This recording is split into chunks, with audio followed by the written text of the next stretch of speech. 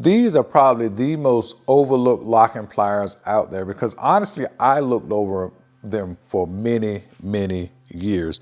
Now, what are these things for? These things are for hex nuts because they have the little, if you look here, it may not look like it at first glance, but hex nuts fits perfectly in here, and this bottom little dimple pushes them up into it and puts a lot of pressure, a lot of force up. So when you turn it, it won't strip the fastener.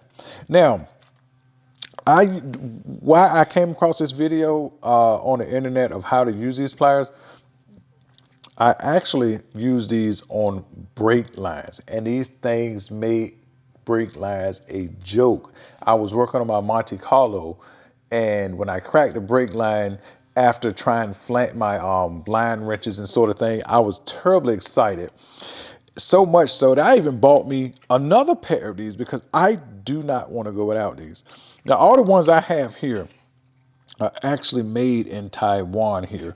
Now, if you are a tool collector, you can go on places like eBay, and they do have, you can find old new stock that was manufactured in 1996 that was made in the USA and comes with the little hex nut inside of the jaws.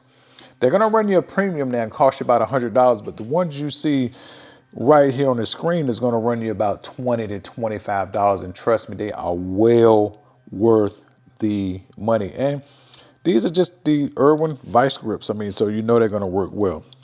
So let me show you exactly how these work, and just so if you've never seen these locking pliers or this type of plier, then show you how you can appreciate these pliers. So what I'm gonna do is I'm just gonna take my little master cylinder plug set that I got here, and I'm gonna pull out one of these plugs.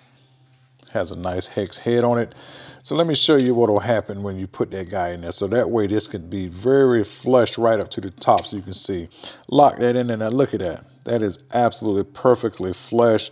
And look at the hex head just tucked right in between that top jaw. That bottom jaw, you know, I don't have it that tight now, but you can get it as tight as you want.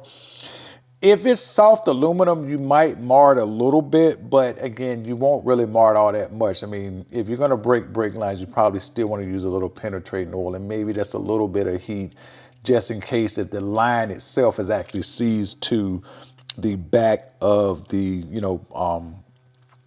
brake hose are fitting. All right, so, and that's essentially it. These things are amazing for that. So again, I would never work on brakes again without using those.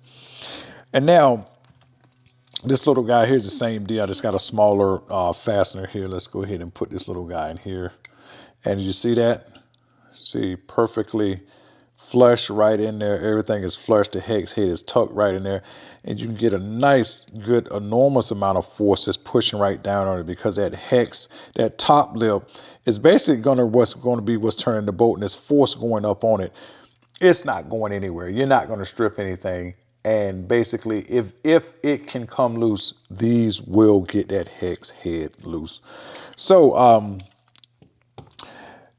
if you work on any stuff around your house, if you're a DIY, heck, if you're even a mechanic, I would not go without having these for brake lines.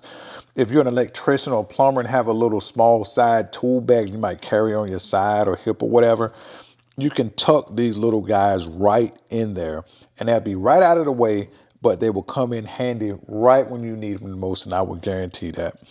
And again, it's always about efficiency when you're doing a job, even if you're at home as a DIYer or on a job site. Efficiency is key, and these right here will help you get on to the next one. So with that said, I'm on to the next one. And if you like this video, please just give me a like down below. I'd appreciate it. You guys take care, and I'll see you in the next one.